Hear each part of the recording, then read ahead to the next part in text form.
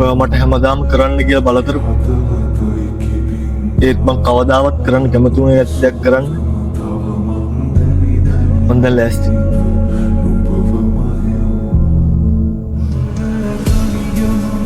ඒ කියන්නේ ඔයා මම කියපු දේ අහන්න තීරණය කරාද? ඇත්තටම දන්නේ? ඔව්. ගෙදරින් ආපු බලකිරීම හැමතිස්සෙම වැටෙන ප්‍රශ්නත් එක්ක මං කසාද බඳින්න තීරණය කළා. හැමෝම ගැන හිතලා මං ඒක කරන්න තීරණය කළා.